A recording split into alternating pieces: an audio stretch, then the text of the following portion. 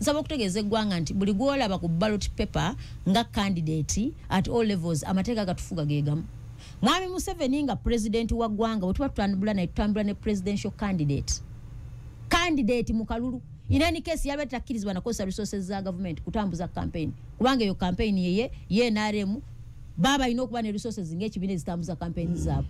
So ebintu byewala bye bitambula embalala nsikiriza nebaze bana Uganda abajje Sembabule president yaliyo nga nnya bwe namukyaza bannamagola bamukyaza nga nnya lwali lwakubiri bonna abaliyo naye njagala okutegeeza president jukira nti president bw'abajja if abali ku ground ffe tukola road map ne mugiweereza ekitebe musuubira omukulembeze wa mwagala atambula atya kati road map eyo si tugikola ffekka bwe tumala okutuula ffe nga ba stakeholders ab'ekitundu tugenda ne tusinkana bannaffe ab'electoral commission nobaga president wange ajja bwe tuba tusuubira atambule eyo nno ne bamba stakeholders abenjawulo nga nabyokwerinda mwebali ne mukkaanya nti omukulembeze bw'anajja agenda kuyita wano ayite wano ze muyita main rally ne stopovers ziri agreed upon. So eyo background jagadde ogikuwa abantu bamanye bwe tuba tupreparinga kavule yevayo negamba nti nja kuyita wano oba yensonga lwaki nkola nnyo emphasis nti bwe tuba tulonda abakulembeze tufubenga okulaba nti all spaces okuva ku local leadership tuzifiidinga kuba eno wansi bwe siba na kansala namugamba mmenyeka kakati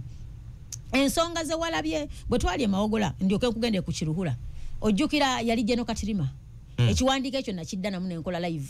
Jeno Katirima yawandiika ku mikutu egy'enjawulo nti bannamawogola mwenna abawagire NRM mbasaba presidential candidate Kyagulanyi nga ze mwambale saati za kyenvu muzimbe ebiyitirirwa mugende mweteeke ku kkubo mumwanirize. Era namuddamu ne muga nti Jeno Kaihura abali mu t-shirt za kyenvu bayibire baanirize Kyagulanyi. Namuddamu ne mugamba Jeno Katirima mbadde sikusuubira kuba nti eyo level gy'oliko kubanga bw'obanga otugamba nti bw'omba mutambuza akalu baatuwadde amateeka agafuga candidate amateeka agafuga butya bw'otambuza campaigns abawagizi bo olina kweyisa otya conduct of a candidate amateeka gonna bagatusomedde. Kakati gwe just imagine ng'olina Jeno Katirima yakulira ye NRM chairperson we Sembabule naye gwe just imagine leader n'ogamba abawagizi ab'ekibiina ekirala nti candidate bw'oli bw'abajja yambala engoye zo oyimirire ku kkubo ogezaako kukola ki ensonga lwaki batusaba road map era abagamba we want to harmonize namugga gyali opponent we talina kubaayo beewala abawagizi because akalu tempers ziri high buli omu awagirawo kakati abantu bano okusisinkana mu kkubo lyerimu gw'omanyiko eyo si gy'oboolese naye n'osanga omukulembeze abantu gwe baali wadde ekitiibwa navayo n'agamba abantu mujje ku makubo. Number 2 ne bagenda ekiro ekyo nga 3 nga bazimba ebiyitirirwa n'okutimba ebifaananyi bya Museveni babika ebya Kyagulanyi Sembabule sebo namala kuvaayo n'enkubira returning officer ne muga taata bwe kabanga akakulemya okufuga akalu tugenda kwefuga ne mugamba line fujjo sebo twali tukola ekiro nga mobilization bwebeera nga ffe tuli ku side yaffe nga nabo bali kuyaabwe naye ekyenjawulo kye tulina ffe tulina amaanyi g'abantu bagenda okutuuka nga tebakyawera naye nga buli muntu ababuza abasajjamu okuleka obubuyabuya n'obubuguyavu candidate wammwe si yajja lwaki temuleka abantu bano ne bakola omulimu gwabwe oliwo bw'alijja kola ebisinga ku byabano batimbulayo ebifaananyi byaffe byonna ebifaananyi bya Namuga ne babijjayo ebifaananyi bya Kyagulanyi ne babijjayo naye abo tewabagambako. Nalabye omwana gwe bakyaginze okuba nti actually ali bukoma nsimbi bagenda mutwala mu kooti mbu yabadde batambulira mu taxi ne bayimirira awantu omwana n'asanga ewaabwe mu maka gaabwe era nakino nsabo kiwoninga ba candidate nagambye Honorable Ndiwala na Christine omwana oyo gyava tolina mu mateeka tokkirizibwa kutimba kipande ku nyumba ya muntu makage nga takukkiriza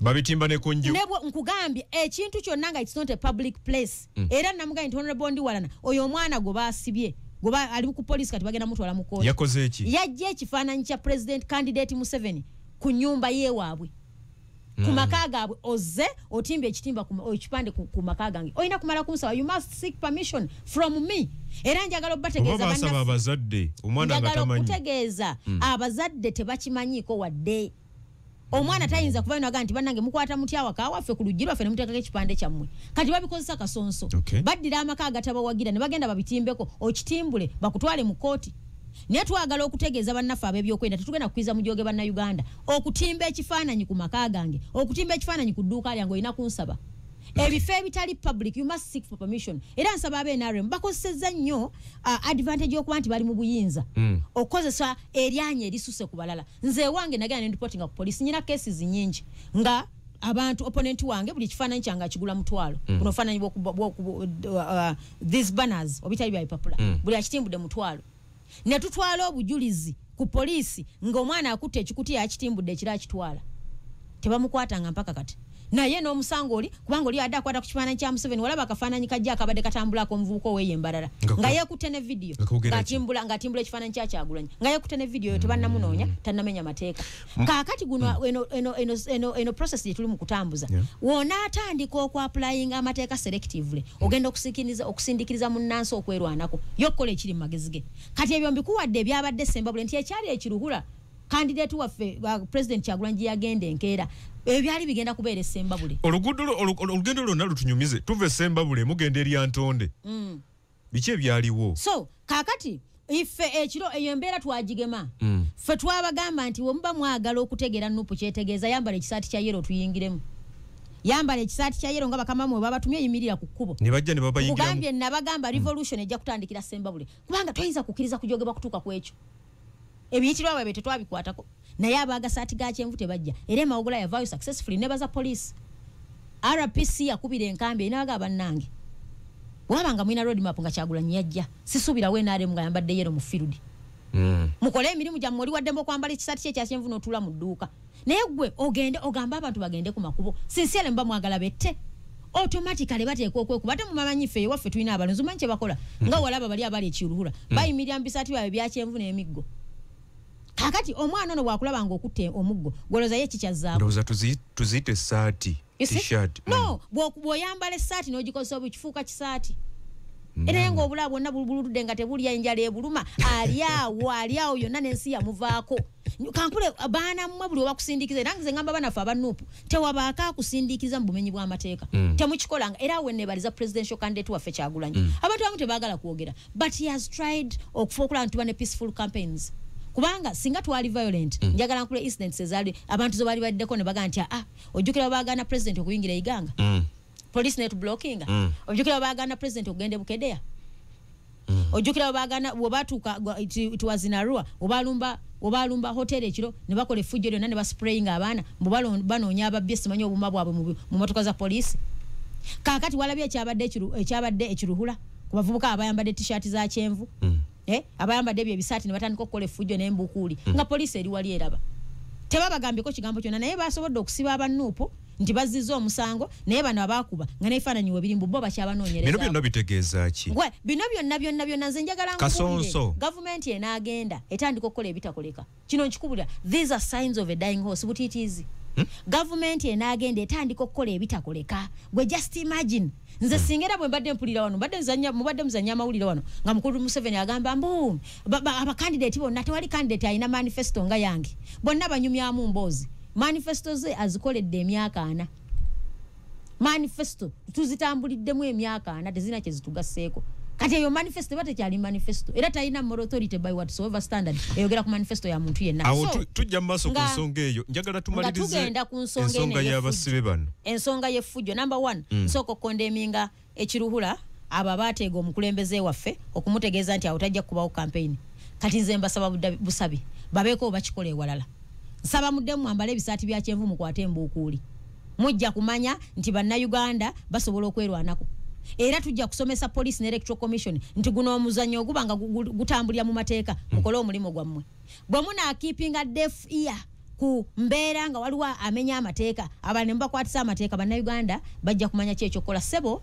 ebyo byakoleddwa ekiruhula bimenya ssemateeka ate ng'okimanyi bulungi ssemateeka atuwa obuyinza okugiprotectinga kakati ffe tujja kuvaayo okuprotectinga ssemateeka okufuba okulaba nga tetutogityobola bw'oyingira embalala ensonga eyaliyo ku baana abaasibiddwa abaana abaasibiddwa embalala nja kusooka ku nkwatibwa gye bakwatibwamu njagala okutegeeza Lusoke ne banne osiye mwogezi wa polisi Lusoke Kituuma ntegeeze mukulu byabakama zaawo ba Lusoke ngendayo bugenzi ntandikira ku byabakama main stakeholder mu kino nannyini muzanyo guno bamwita byabakama awo ba Lusoke nnyongereza kubanga byabakama sobantu tugamba nti polisi tejja bba ku mandeta ba busaale kuba polisi eremereddwa asobaga nti polisi mukino yasalawo okuuma emirembe Uganda Police Forces yeyina okuuma emirembe ne isi bweraba nga Uganda Police tegenda kusobola yaddembe okugamba nti bakulu mukoze bubi katukyuseemu So byonna ebitambula obubi mu kulonda avunaanyizibwa number emu, somebody who is held accountable for whatever is happening is mukulu by'abahama and team. Kyogamba abakwatiddwa be bakama akinamu omukono. So njagala okutegeeza anti kaakati okubaamu nakyo omukono fezio si kye tumuvunaana. Tumuvunaana butakola mulimo gwe kufuba kulaba ng'akwatisa amateeka abo abamenya amateeka ago ag'ebyokulonda ge yatuwa. Nkubuuza amateeka abo bagamenya ani enforcinga? Police enforces. Naye police oba enforcinze ani ateeka police ku nningo gigamba nti ekisaawe kyange okizannyiramu bubi. Akakalujjukira bw'otunuulira mission ya Electoral Commission. Electoral Commission vision yayo is a model institution and a center of excellence in election management. Omanyi Oluganda a model ekyokulabirako ekyekitongole ekiteekateeka akalulu mu ngeri eyo ensukulu mukugamba with a lot of professionalism excellence. Omanyi bayita center of excellence eriweeyo center of excellence nga bwenzija wano ku radio 4 muli ku kye bayita standard nti omuntu yena kyasuubira okusanga mu studio standard y'ebyokuweereza mugirina kati standard eno a center of excellence in election management ye Electoral Commission. Kaakati tosobola kuba center of excellence ng'olemereddwa okumanaginga basics ezitambuza akalu. So ekyabadde embalala abaana bafe okukwatibwa mu ngeri y'okuba tyoboola bayambudde abakazi waliwo yagambye naye nange oba abantu abamu balya mmere kitugimma abaana oli n'agamba mbu abawala bannuku bwe bambala ovulo tebambala buleega. Omanyi at times mutuforcinga okubagamba ebigambo byetutali bagambye gwe omanyi gwe walabye ddi nti tayambadde kaleega otuuka ddi okulaba ina party yange.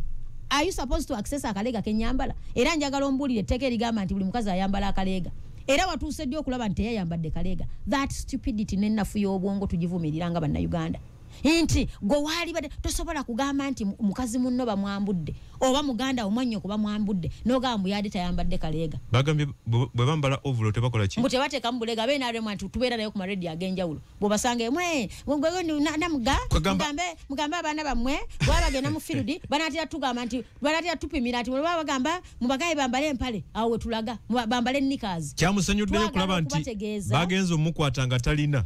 Twagala obategeeza obusiiwufu bw'empisa bwe mwagadde okujustify nga teri agenda bawa space. Njagala tumalirize ensonga y'okukwatibwa kw'abantu bano aba NUP. Neewuunyiza nnyo kuba nti egimu ku misango egibavunaanibwa mubeera n'abantu abavuga ebidduka nga tebalina bisaanyizo. Kino kya bulabe nnyo kiviirako obubenje obulamu bw'abantu ne bulugenda. Ekisooka mbadde maliriza n'enkwata y'abaana bano naddala ku mwana omuwala nze ng'omukulembeze omukyala ekisooka nsaba okutegeeza eggwanga nze nkulira abakyala mu Central Region mu kibiina kyaffe ekya WOPA, the Uganda Women Parliamentary Association.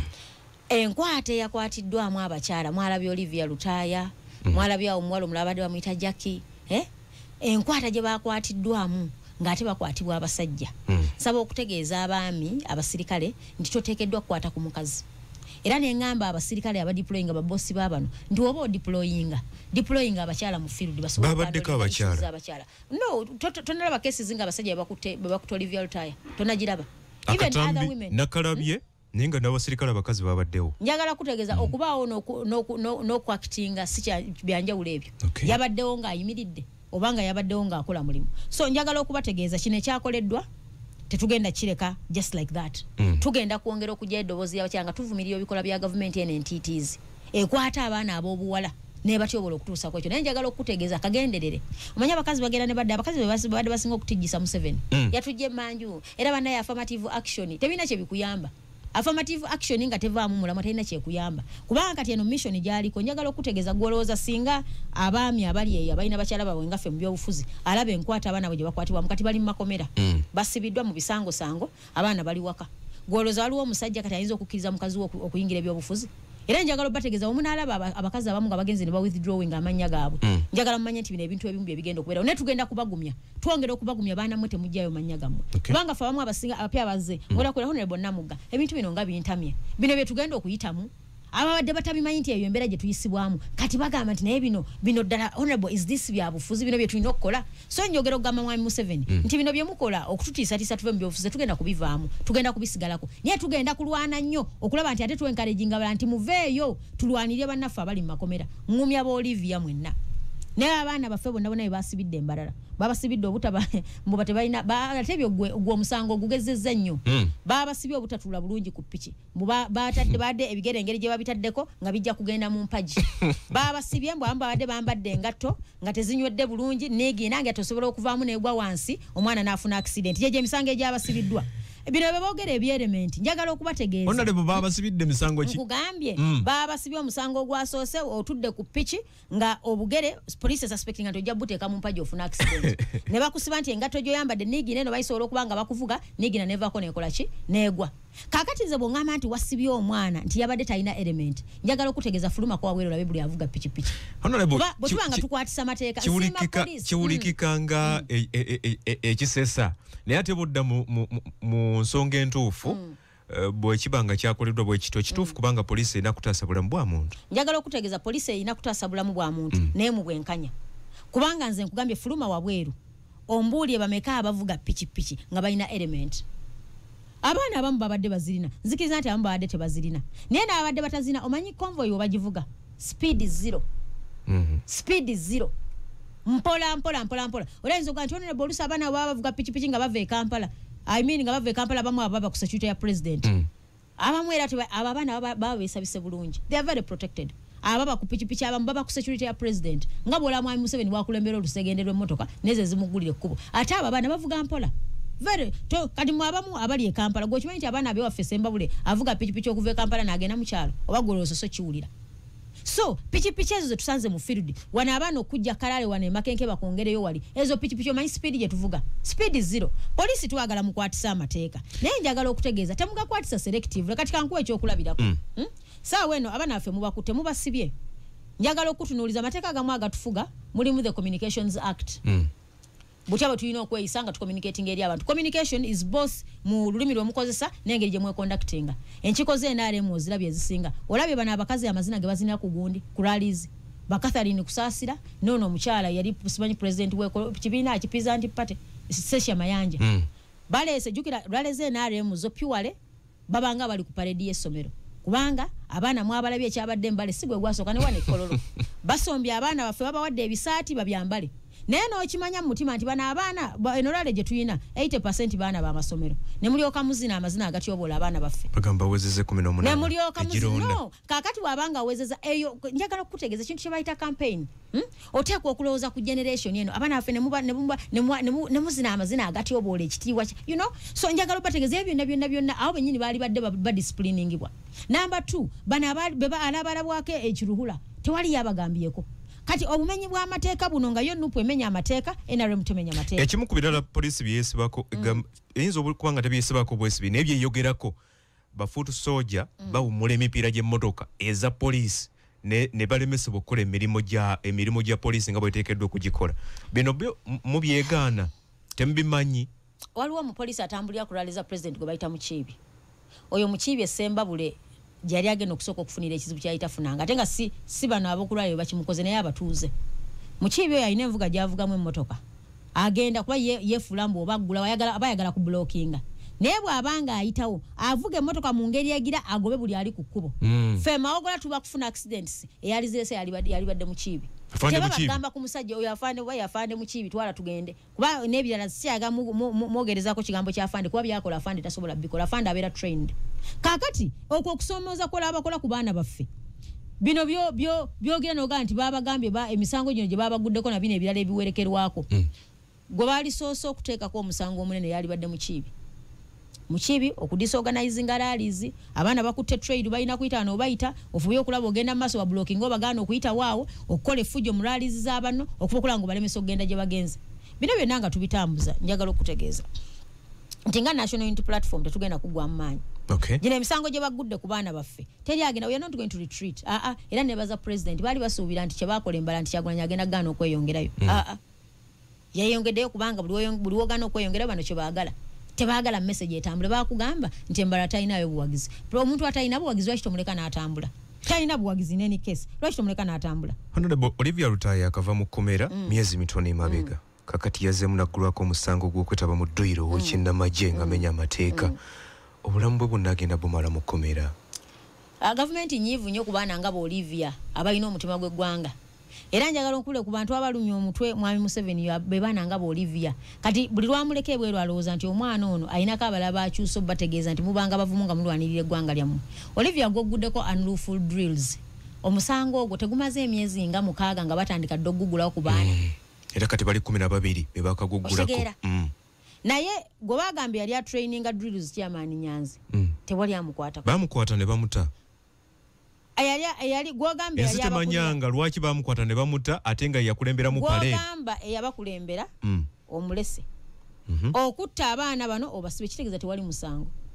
Nze nali mbaddeko musange semba buleeyo twagulimu ku nsonga za Honorable Hanifa yagenda n'asenda emmere y'abantu byali eyo ekitundu bakiyita Kalububwe eyo Kafumu kakati ne bagamba nti nze naduumira ne banteeka ku fayiro naye ne bakwata abaana ne babasiba nganze gwe bagambye yabaduumira nze nzija okufollowinga up omusango gwabwe bali yali mu kaduukulu nze ntudde wano ne mugabo mulamuzi ekyo wali okirabyekowa naye ekirungi kyatuyamba eyo case bagenda okulanga bya bufuzi kati njagala obategeeza bino ebyadduliru bya bufuzi it is politics, purely politics. Naye nsaba okutegeeza omukulembeze w'eggwanga nti abaana bano ebiseera ebisinga oba addressinga ngo abazzukulu kitegeeza oli jjajjaabwe jjajja ensonga ozikutte bubi insecurity esooka tola nti olina ebyokwerinda ogamba nti gavumenti ya NRM kyesinza okukola byakwerinda n'okukuuma eddembe ly'abantu nti abantu beebaka teri kintu kigenda kutabangulira ddembe mu Uganda nga kusibira baana b'abannammwe bwemage ekyo nkikubuulira tewali kintu kigenda kusiikuula abantu mmeme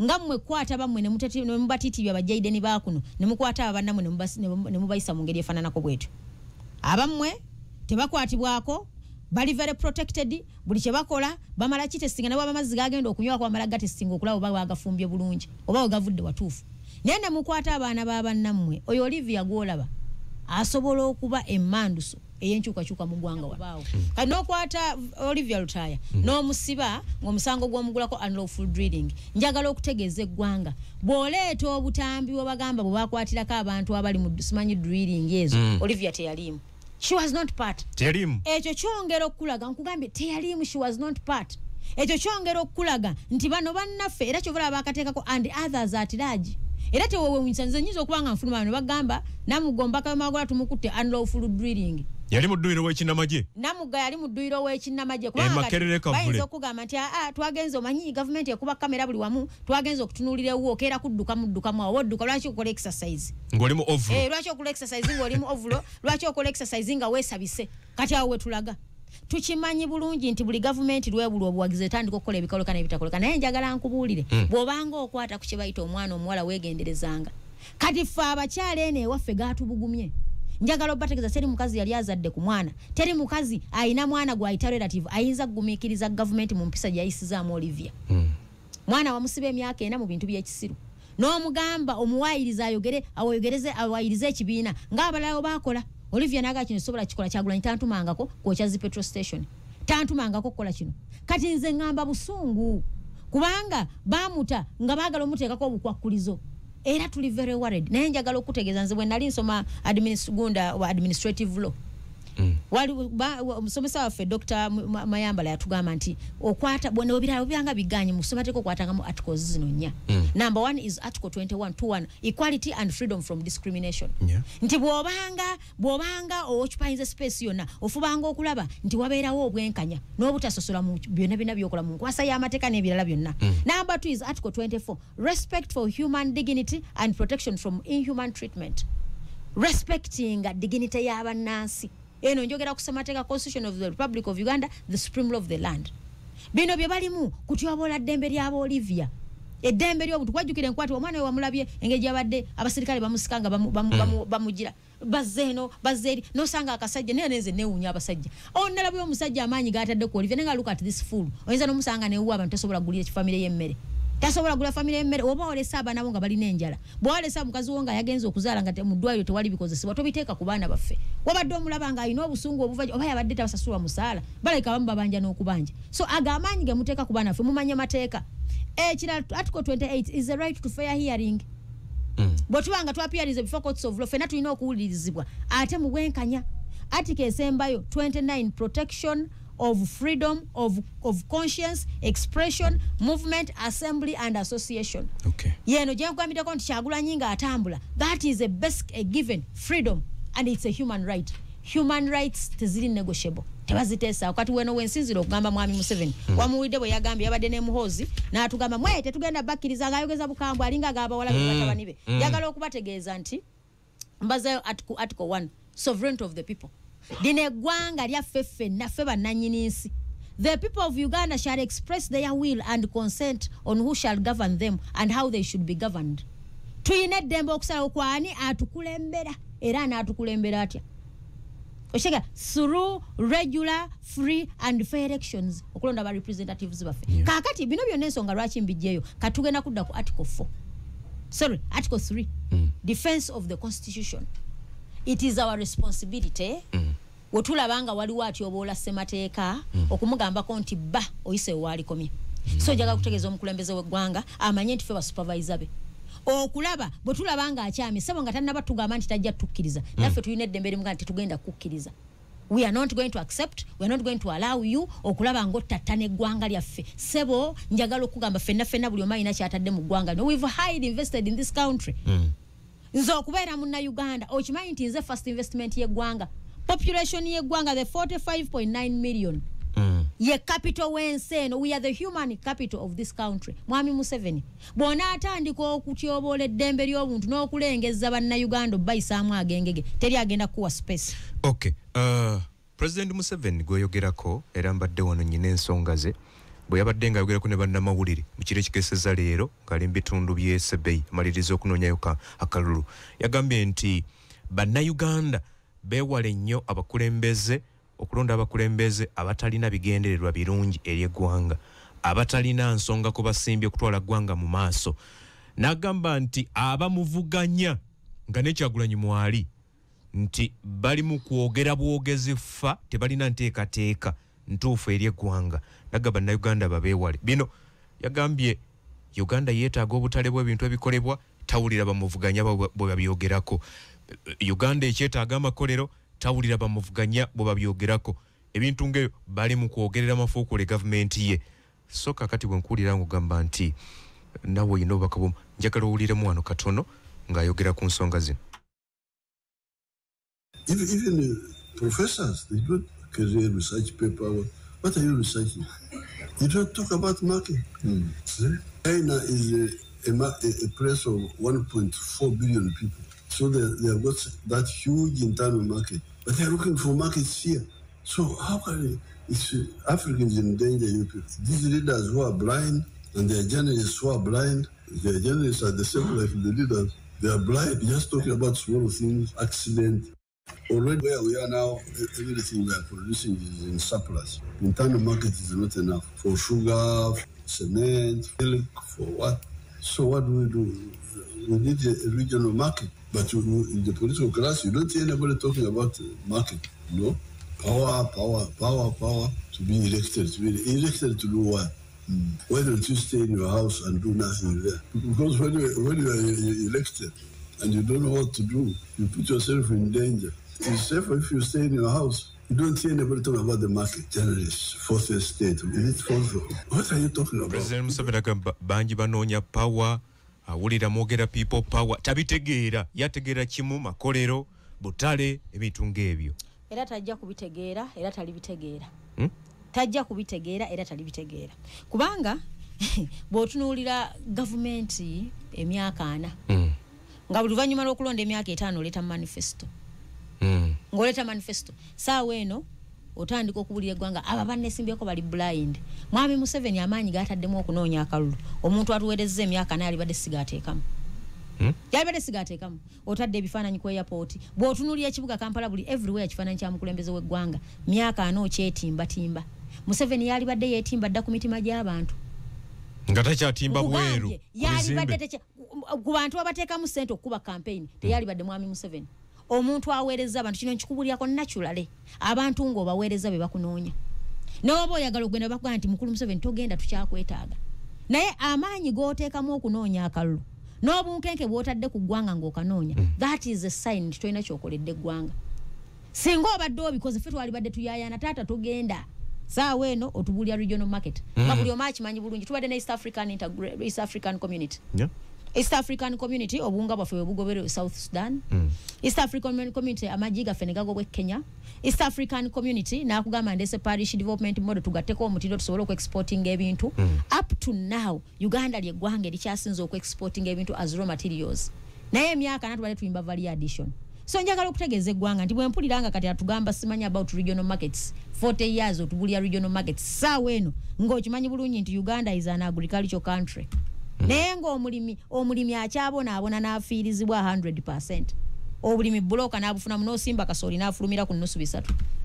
n'osimba ebijanjalo nga kilo wagigula 2,000 n'efuluma ng'etunda nnusu 8 tetufunanga solutions kalusu n'atawaanya abalunzi ente ne zifa ne bagamba nti twagula vaccines ne zifiira mu ministry ya health ministry ya agriculture ne bagamba nti muntu yenna ayina akimanyi nti biki ebiruma bannayuganda mu ngeri y'ebirimu nti fertilizers emyaka 4 tetulina fertilizer factory in this country tukya importing fertilizers from other countries myaka 4 nga government ye NRM gwanti tunoonya obutale nakugamba nti tuguddewo industrial parks in different parts of the country gende semba bule gye bafula industrial area ombulire ekiriyo nothing no sanga abasajja abaleeta amata okuveerwa emiyaga bagayingize Kampala nga amakubo go bayita tegaliwo 40 years gwe nga tosobola kuzoninga nomanya nti economic activity ya wano baleeta omusolo bano baddizeeko bakolera amakubo so that we can free movement of goods and services nga tonna batunoonyeza katale keewa bweru okakasa akatale k'omugwanga tukakozeseza bulungi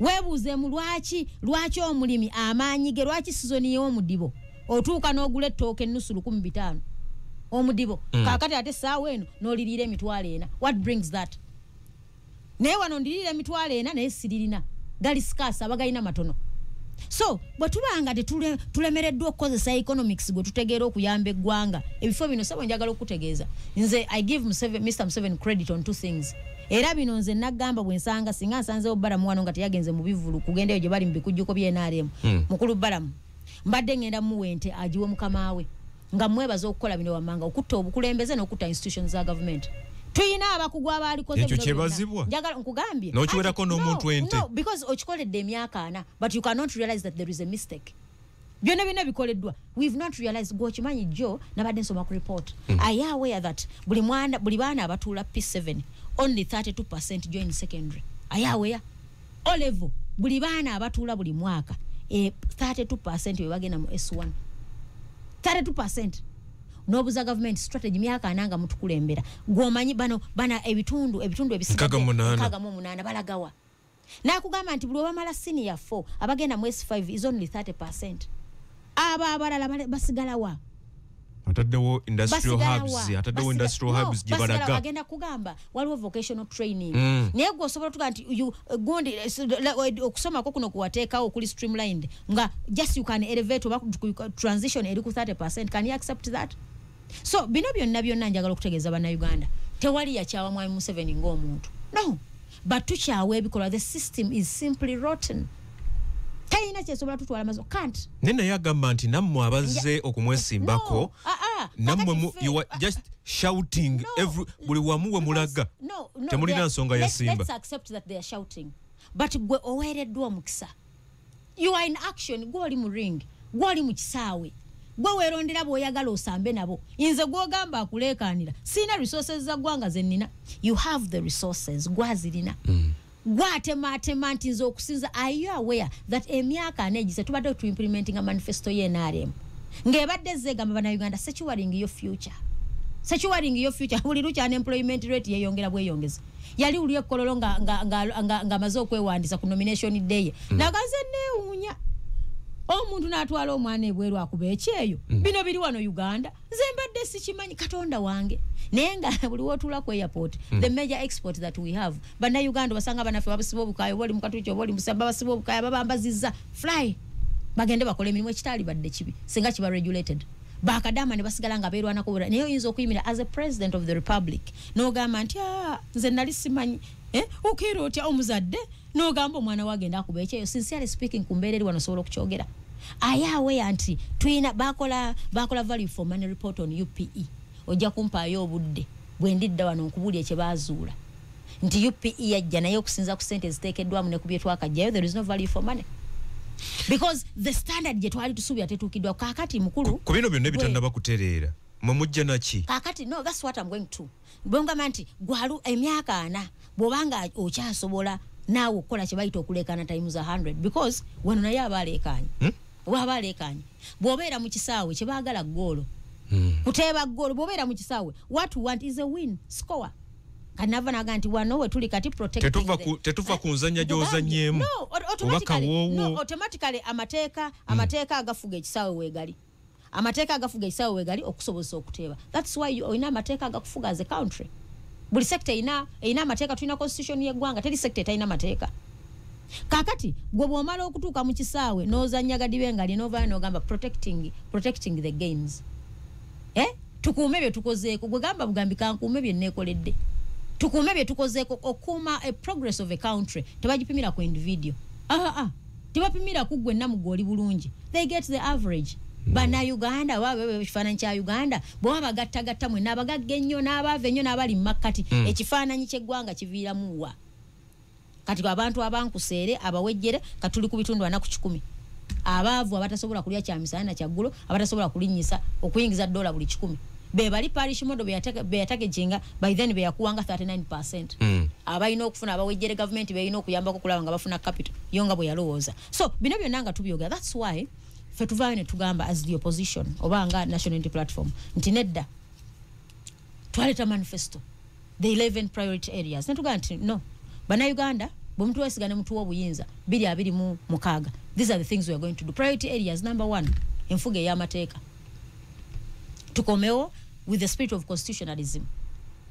Era president waffe wajja mu buyinza ekigenda okolebwa in the first 100 days is to free political prisoners.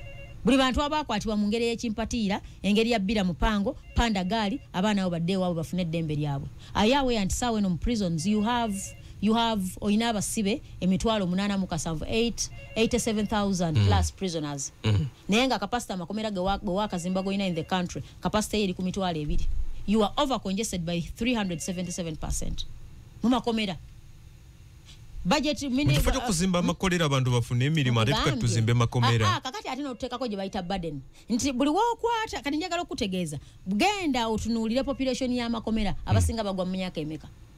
Abasinga they are 30 and below. 65% abali mu makomera myaka egyo emito. Abo bonna eyo generation ekulidde ku mulembe gwa Mwami Museveni. Bwakubuuza emisango gye babakawati tetugaana makomera kubaawo naye gakozesebwa bulungi. Okay. So ife ekyaffe tewali kintu kizibu nga kufugira abantu bweru w'amateeka. Number 2 yensonga y'okulaba nti tujjawo kye bayita okwejalabya. Tuteeke ssente mu bintu ebiyamba bannayuganda. Sawe no buli muntu owulira kulajana it's flat amalwaliro bannange honorable wadde otugoberera mu park nga tukubire tochi mu malwaliro geggwanga twakugamba in summary nti the hospitals or the health centers are sick amalwaliro machi malwadde gali mu ICU wala kye twagamba wane Entebbe regional referral hospital tena wadde ekitanda omukazi kwazaalira era mujuke ebiseere wena waga tugenda bagulira ekitanda munava na kati gwenna muga obeera otye sembo bulo ogula ekitanda ky'Entebbe nenga kati mutunuulira ono so bino ebintu otubyogerako bino betugamba bloated parliament, a bloated executive. Ebyo byonna kati Mwami Museveni bwavaayo naga nti bye twogera tabitegedde. Nze in summary nkugamba tabitegedde kubanga ebigendererwa bye sikuweereza bannayuganda. Bino byategeera. Yajjeeyo ennyingo 7 mu manifesto ya NRM okuuma emirembe mu ggwanga, enkulaakulana y'eggwanga, obuweereza obugumidde ku bantu, okusitula embeera z'abantu mu byenfuna. Najjayo n'ekirala nagamba nti obutale kosa n'obuweereza mu bitundu byonna ebya Uganda byategeera ebyo. Naye kati wamugamba simanyi fuge y'amateeka tabitegeera simanyi power people power protest vote bye mulimu tabitegeera. Ebyo byalisinze n'okutegeera naye tasobola bitegeera kubanga ye interest esikuweereza bannayuganda. Yakugamba talina gwakolera yeekolera. Kakati omuntu eyeekolera omusuubira otya okuleeta byona ategeera. Era nze simuwakanya yaleese byategeera kubanga ye ebigendererwa byebyo. He is not serving in the interest of the people. Lata tegera kigambo people power. Tachimanyi nti abantu bwe balina obuyinza.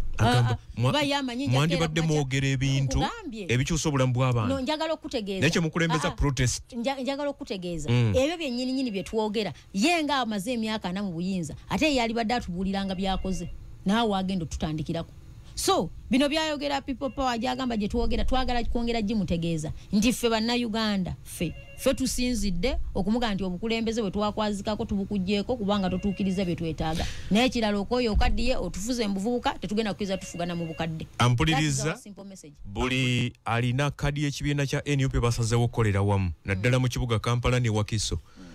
Nalabye aba NRM olunaku olwajjo nabo batongoza enkola y'emu akalulu balina kanoonyeza wamu nti kati tugenda waani tugenda mu constituency bweti ffenna tugenda waani. Nalabye leader of opposition aline secretary general w'ekibiina kya NUP n'abalala bonna nga bali kulaale y'emu banoonyezaako babadde wa anvudde mutwe babadde wa kale nja kumujjukira eriyo wa Zahara Yurika jabadde senyo nyande yes bonna babadde wamu wane wa iwaiswa Mufumbiro bonna babadde wamu nga banoonya akalulu so kati simanyi enkola eno lwakyezze kati era Honorable Namugga yalina nteekateeka ki ne mawugula mugenda kukolera wamu nkola kati ya kibiina kukolera wamu oba buli muntu ate agenda kubanga atambuza mu ngeri so nzikirizanga concluding ku nsonga ya manifestos omukulu zaatategeera mwami 7 zaatategeera Uganda summarizing ambagambo bankomekeza ambagamba nti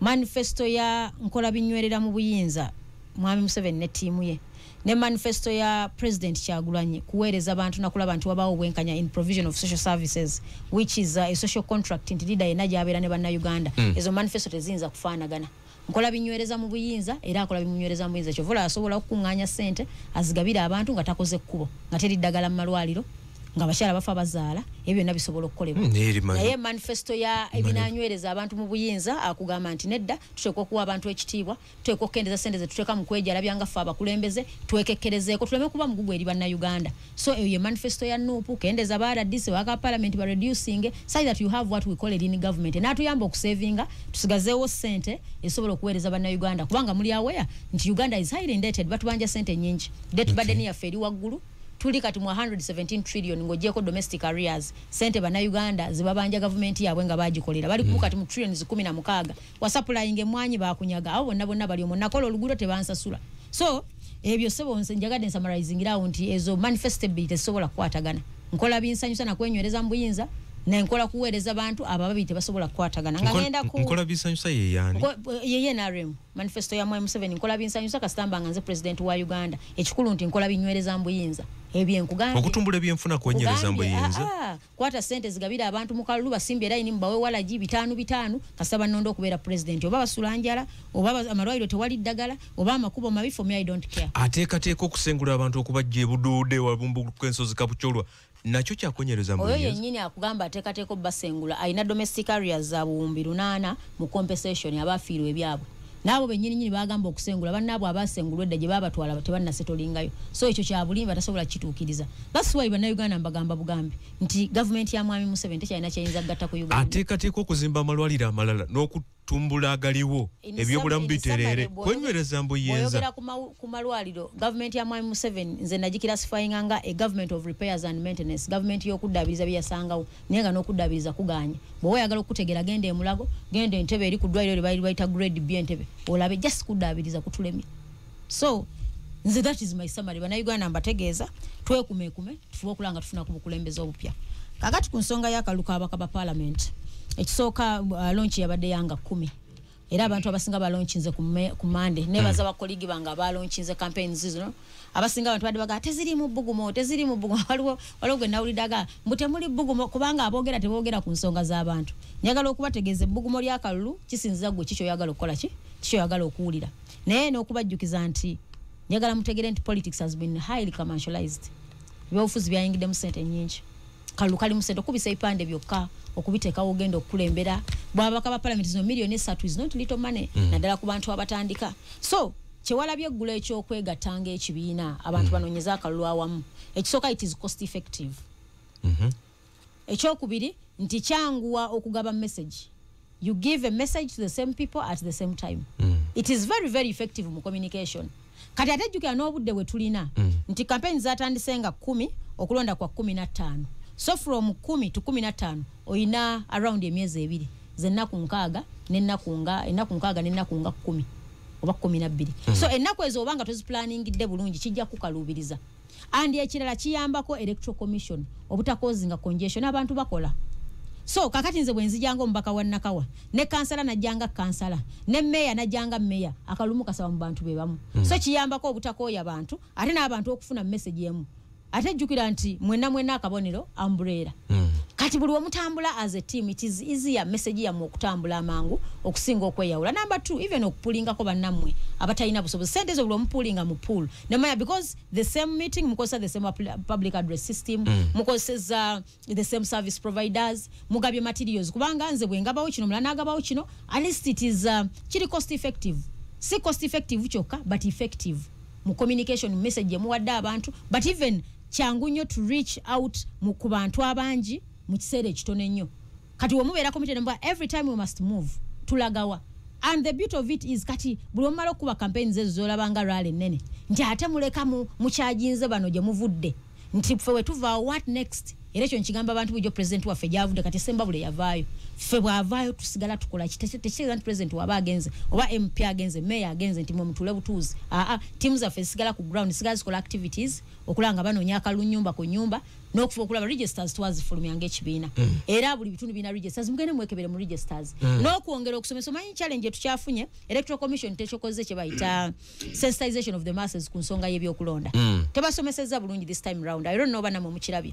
okusomesa kubadde wansi nnyo babanga bakozeekokko bateeka obulango ku maradio awo bakomye kakati ffe twongera n'okujjukiza abantu waliwo opapula bwe tugenda tugaba okulaga abantu butya bw'otiikinga akalulu omanyi obukyayi buno osobola okusanga omuntu ng'akyawa nnyo omuntu nayagala amulage nti yamukyawa ng'alinga lowooza nti wenna akagirako bwe nti ajja kkalaba akitegeere nti namukoowa kati bw'atuuka okutiikinga eno wansi n'atiikinga Kyagulanyi bulungi nnyo najja ku Museveni n'amuteekako X omanyi kana akalulu tulinamu bakandidate babiri tuyina candidate ali mu leading seat Honorable Kyagulanyi Robert Sentamu ne candidate Museveni follower kati aba embiranyi bali bate omanyi akalunjagala mukabale akaluka tukaneke unzika wawulide omukandidate munyagwanga kugamba nti nze bwe nebalabala nkyali mu namba 5 naye ensenvula kakati nze kugambe ba candidate betusuubira betulina ani ali mu leading seat kakati tuyina candidate number 1 candidate crowd puller candidate yagadde nnyo abantu candidate asinze okuleta manifesto ennungi era candidate nze kati gwempa kati tuli ku 74%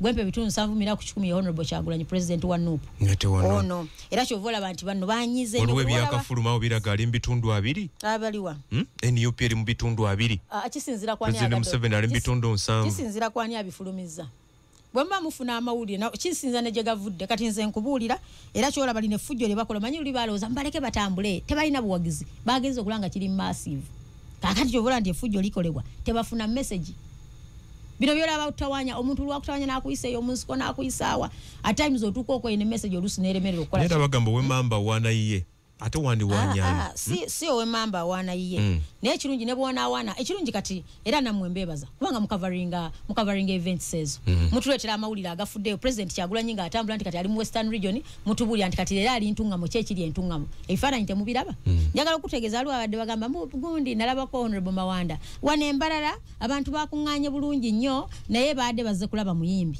tewali bayimbi bategeka bivulu ne bidiba tewalabangako ngalenze n'okulanda ekivulu ne kimusala kaagani enteekateeka y'okunoonya akalumba bakatugimaliriza so enteekateeka y'okunoonya akalumba magula kiri kitya bannaffe so far I'll say so far so good balina kwemanaginga bulungi n'okuba encouraginga nti banno bamala okukola ewuwo tonafuwa at times mu byobufuzi omuntu osanga bamalayo omukolerako batandika omukubira bane enkyalikola kino bane obudde bundede dededede kubanga ye we bamazeeyo era kyovola mu bikola temukola wantu wa muntu kumalayo mulundi gumu kwatako wano n'okwatako wali n'okwatako wali for Mawogola now Mawogola County Sembabule district there we are Mawogola County tulina constituencies nnya n'omubaka omukyala ombaka wange omukyala ye Nina Rose Kankunda addako addako ye mbaka wange eyesimbyewo okuvuganya ye mbaka ani aliyo kati ye mbaka wange omukyala aliyo NRM Honorable Mary Begumisa naye tebamuwa kadi NRM yakomyewo nga independent ne Lulira yawangula independent no yali NRM Luli ali ku card abadde ku card so tuina ekifo ky'omubaka omukyala tuina ekifo ekya Goreti Namuga omubaka wa parliament Mawogola County aliyo era ddako katuyina Honorable Semata omukulu Semata tanaba kufuka Honorable si Honorable Semata ID ye Mawogola North then we have Mawogola West tuinayo Mawanda Muhammad kati Remiyaga oye yaliyo bamusubula ne tumusibulirawo naffe wamalo muwa kadi naganti amumpadde kadi kangende nange nsubulemu ebinyeebwa but in politics era we nawudde abagamba mwe abanuupu temwanominate nze ba candidate bangi ku bifo by'aba MP temulina busobozi ne yeerabira nti ffe abasinze okuzoganyizibwa mu nsonga y'okunominating aba MPs bangi abavaayo nnyo nti mwafunye emisege egibaliira mu ddiba mwawadde abantu abakyamu kadi nga waliwo ababa basindiseemu ne mbawa kadi nga temusoose kubanoonyerezaako. I doubt temba mmanya nti abantu bakyuka, people change.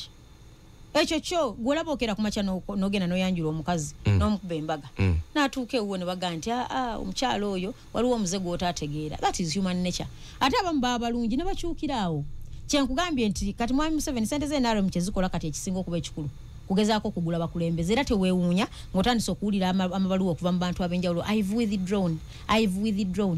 withdrawn oluvannyuma lw'okubaavuwaza olya genda naga kati gwe weesimbyewo era togenda kuwangula kati wetukwayo buno obukadde 5 genda ogulewo akaduuka k'ebinyeebwa kati n'obuuza gwakuwa odugulewo akaduuka k'ebinyeebwa era kitagenda n'akaggulawo gwoba olina sente zosobola okungabula nve lwaki tozikozesa naawe n'oggulawo edduuka kati era mujja biraba don't get surprised nga wagambye bano bavuddemu bano bakoze bati ebyo tobyewuunya naye nga nzijukiza bannayuganda nti nupu yanominate nze ababaka ba parliament ku direct seats 216 216 naye nga mumenta dda abaffe bebalemesa mwabiraba mu ggwanga lyonna bukedeya olina akera ku makyana mugaa nti agenda dipisa ku oluku so you saw those things abalala ne bagulwa you know there are so many things that happened but ku direct seats twakola abantu 216 then ku babaka abakyala tulina 76 candidates so bino byonna bwe mbiraba it's an achievement for the opposition naye njagala okutegeeza nti fenga maogola this is how we are going to run our elections.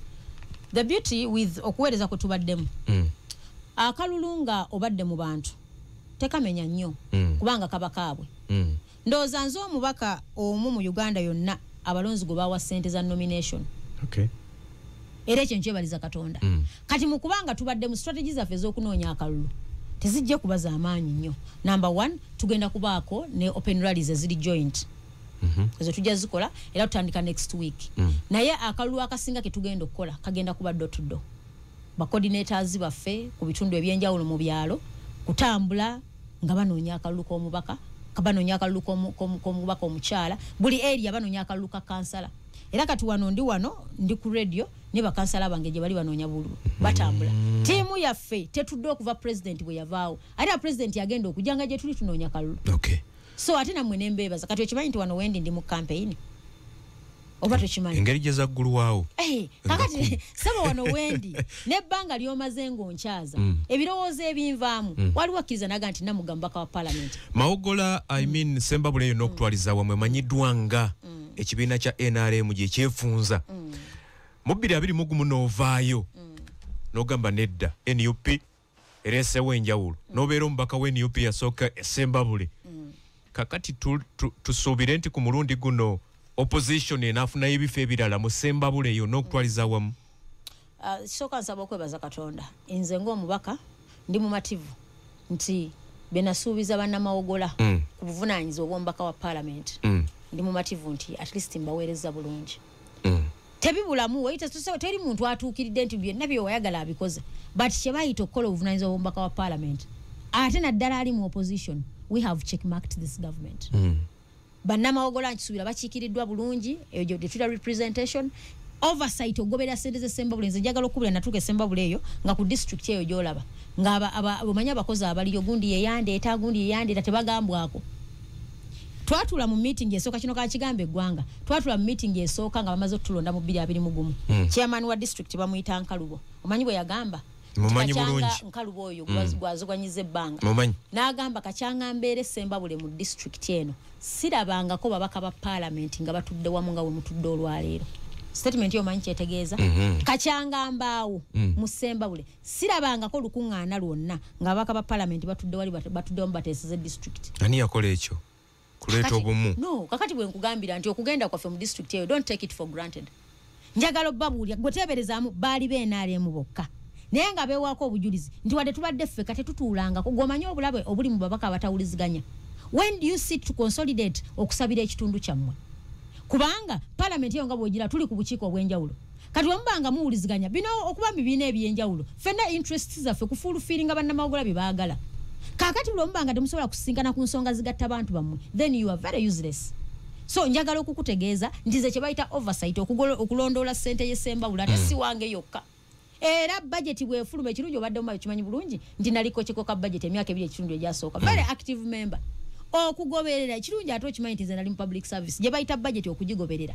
Eyo njigoberedde okufuukula nti number 1 ssente z'essembawulo bwe zibanga zigenze zikozesebwe bulungi. Challenge tubadde tufunye yokka nti nga bw'olaba budget shortfall ebadde across country.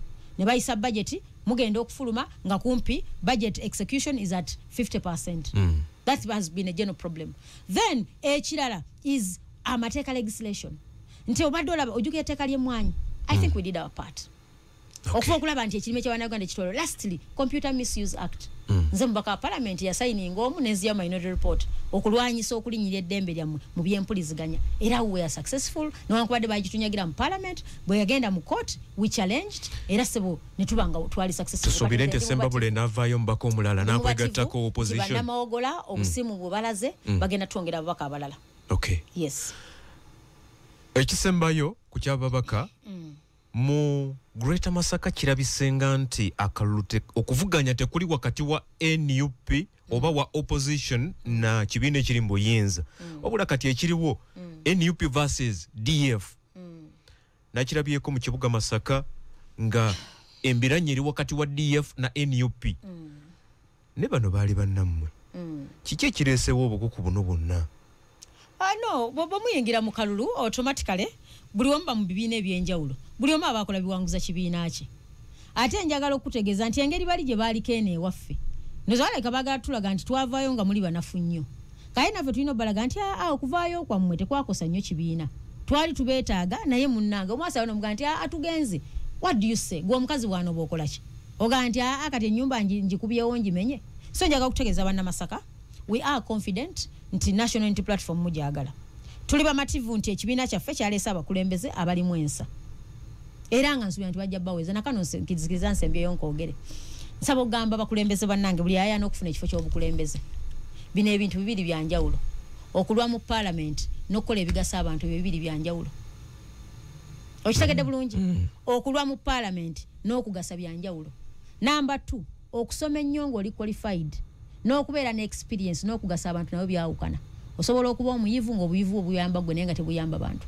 Osobola okuba ne experience nga experience yegasizza nnyo gwe okusinga okugasa Uganda n'abaakulonda. So ebyo bibiri mu byawulanga nti ekintu kye bayita passionate n'obwagazi mu kye bayita ebyobufuzi n'okufaayo ebyo bibiri byawukana. Osobola okusanga omuntu ng'ali moderate nga si ye muyivu ennyo but ng'olaba nti byakola ntera nnyo okuwa abantu example ya Honorable Segirinya. Segirinya tiyali muyivu nnyo naye gwe okakasa bwe yakozesa talent ye eya aggressiveness n'okubanja byali asobola okubanja talinaako yabatuusa. Ojjukira Segirinya nga yatika TV bino ebirala bino simanyi bino malwaliro for that I won't go there but that advocacy in him fena Katonda atuwa talent. Njagala okutegeeza buli woobeera omukulembeze tukusuubira okukozesa ekyo ekitone Katonda kye yakuwa kugasa abantu. Omukulembeze eyegasanga omuntu at the expense of others aba very useless. So abantu bano basatu Honorable Mpuuga mu Nnyendo Mukungwe, Honorable Bedi Bwanika mu Kimanya Kabonera, Honorable Juliet Kakande mu kibuga Masaka. Mumwe bateekayo nga bali ku kadi y'ekibiina ky'NUP. Munaasobola obbasiga okululayo? Ekisooka si ffe tusigwa okulula. Bannamasaka be basiima ne balonda omukulembeze gwe baagala. Era nze I'm very hesitant okumala ennyo obudde to discuss colleagues. Bagamba nti yes gye bali era okimanyi nti bali mu DF. So buvunaanyizibwa bwabwe okumarketinga ekintu kyabwe. That's their responsibility and duty. Naye tusuubira nti bannayuganda ekirungi bakkiriza nti baali wansi wa kadi ya National Unity Platform kyekibiina ekyabaleeta. Bwaba nga basenguka ne bava ku lyato libagiramu ne bagenda ku lyato eddala. It's upon them to explain to the country. Era nenyongera okubebazanga Radio 4 naye nga nyongera okujjukiza eggwanga lina ggwanga lyaffe. This is our country. Bannayuganda bw'obanga okolawo okusalawo kwani gw'onaalonda nga tonaba before you get convinced by anybody else nti azina nkubamu kakuyege sooka otule mu kisenge kyo lowooza ku ggwangayo lowooza ku bikwetoolodde embeera yokka gy'olimu ekumala okukola okusalawo okulungi. Kana akalulu mugenda kulaba ze bayita ssente empitirivu nga baleese ebisawo babagabira ow'ettaano ow'omutwalo naye gwe weebuze nti zino sente ze bakugabira zaavuddewa. Number 2, waliwo bano abasinga beyitanze bw'ojja gundi mu nkambi ya gundi oba omumaze bagenda kubasuubula. Buli olaba omuntu abadde ayogera byayogera ng'obitegera n'akyuka gw'omanya nti oba amuguze. Obutambi obwavudde Mbale wabulabye? Obutambi obw'abaana b'essomero bagamba babaleese ne babawa t-shirt babagambe bagenda kulya emmere ne batajirya ennyonta n'ebaluma mazzi tewali byonna babyogeddeko. Wabula olwaleero abakulembeze mu Mbale aba NRM bagamba bano balonzi baweze emyaka 18 ate omukulu waliwo agambye nti bagenda kunoonyereza balabe kubanga ye teyalabye ku mwana yenna ng'ali mu lukuŋŋaana lwa President Museveni. Kyatandika ddi okuleeta abaana b'amasomero mu nkuŋŋaana ngazi. Nalabye ne Kyagulanyi bwe yadde agenda ng'ali eno mu Western ng'abaana mu masomero bavaayo bonna ne badda ku makubo. Bino byetaagisa mu kalulu. No, kakati olaba abaana b'essomero nga presidential candidate ayitawo okuvaayo ne bamuwuubira. Ekyo si kibi. Kubanga ne bw'obeera ggwe ani atagala kulaba ku presidential candidate?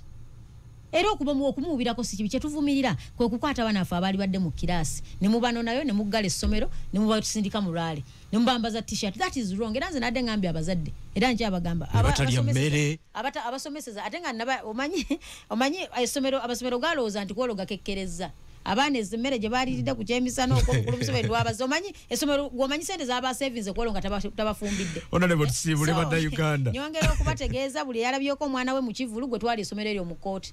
Kuba mwana wamusindika ku ssomero bamututte muziiraale. Abo abaana babajje ku ssomero byali ebiseera bya kiraasi ne baggala essomero mugende kubanga omukulu ayagala kuweza numbers. Naye nze mbadde nga nti bannayuganda mbagamba nti sente zigenda kujja nga mpitirivu. Niye nsaba okubategeeza eggwanga tebaligula ate tebalitunda. Ekyo njagala okibasaba n'okwongera okubajjukiza nti buli woolaba Ambuleera tikinga era n'okwongera okubategeeza nti akalulu ne bw'oba wakyawa nnyo gavumenti y'NRM mukulu Museveni ne banne bw'otuuka ku ballot paper weefuula atamulabye gwe gende wali Kyagulanyi ku Ambuleera tikinga ate akasitale tokasussaawo ogende wali omubaka wa paalamenti owa Ambuleera tikinga toyongerezaako kigambo kirala kyonna temutta bululu bwaffe naye nga nze ndi mumativu nti 226 bano abasajja busungu Bamanyi kye bayita okujja mu gavumenti myezi 2 gyokka mu be bagumiikiriza abasajja bano bagenda tebatusindikiza mu kikemo ky'okumenya amateeka omukama bankumira bemawogula mbasaba busabi nsaba bampa omukisa mbaweereza ekisanja ekyokubiri ng'omubaka wa paalamenti ngabo banneesiga lulinga tebamanyi nnyo naye at least nsubira that I've been tested era mbasaba banneesige okunzira mu paalamenti ya Uganda olaba nkoze kyenkozeeko ng'ensonda nali sinazitegeera naye ate olwo ekisanja ekijja abakyala nyongera bategeeza nti ffe bannakazadde b'eggwanga mwaba abatandikirako okutiikinga Kyagulanyi ebyatongerezako abavubuka. This is your time. Mukulu Museveni abafuze mbuvubuka bwe ayagala n'obbakala katamba mu bukadde bwe. So njagala mwerwaneko. This is your time. This is your generation. The time is now or never as we mark our journey to a new Uganda. Webali nnyo bali eddala.